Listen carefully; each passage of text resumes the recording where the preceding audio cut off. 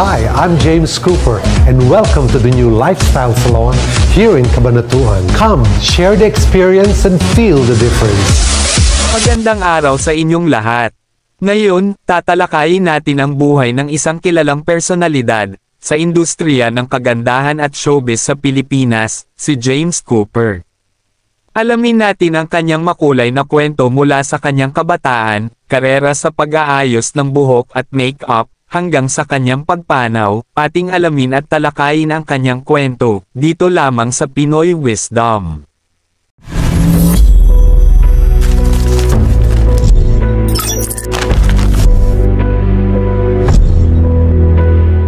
Si James Cooper ay ipinanganak noong 1949 sa Pilipinas. Nagsimula siya sa kanyang karera sa industriya ng kagandahan noong 1970s. Nakilala siya sa kanyang husay sa pag-aayos ng buhok at make-up, at hindi nagtagal ay naging isang prominenteng pangalan sa Hollywood. Kabilang sa kanyang mga naging kliyente ang mga sikat na artista tulad nina Farrah Fawcett, Victoria Principal, Barbara Carrera, Jamie Lee Curtis, at Maude Adams. Matapos ang kanyang tagumpay sa Hollywood, bumalik si James Cooper sa Pilipinas noong 1980s kung saan ipinagpatuloy niya ang kanyang karera. Naging tanyag siya sa kanyang pagiging makeup artist ng maraming kilalang lokal na artista, kabilang sina Maricel Soriano, Alice Dixon, at Don Zulueta. Ang kanyang husay sa pag-aayos ay nagdala sa kanya ng maraming tagahanga at respeto sa industriya ng showbiz sa Pilipinas.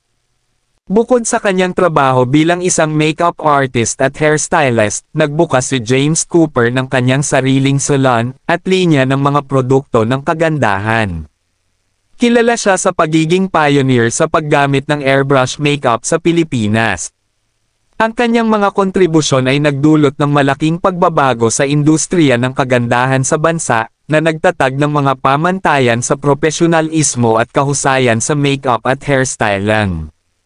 Sa kabila ng kanyang abalang karera, nanatiling pribado si James Cooper pagdating sa kanyang personal na buhay. Kilala siya sa kanyang dedikasyon sa kanyang trabaho at pagmamahal sa industriya ng kagandahan. Maraming mga kabataang makeup artist at hairstylist ang kanyang na-inspire at natulungan sa kanilang mga karera dahil sa kanyang talento at dedikasyon sa trabahong ito. Sa huling bahagi ng kanyang buhay, patuloy na nagtrabaho si James Cooper bilang isang makeup artist at hairstylist. Sa kasamaang palad, noong May 29, 2022, pumanaw siya sa edad na 73 dahil sa atake sa puso, habang naghahanda para sa isang Santa Cruzan sa San Pablo Cathedral sa Laguna.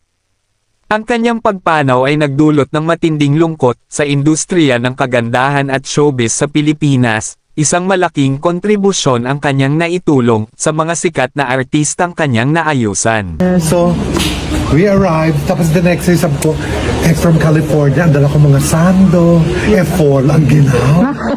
Should I borrow your So, pinahiram naman ako. At dyan nagtatapos ang ating pag-alala sa buhay ng isang dakilang makeup artist at hairstylist, si James Cooper. Salamat sa inyong pagsama, at huwag kalimutang mag-subscribe at pindutin ang notification bell para sa higit pang mga kwento ng inspirasyon at impormasyon.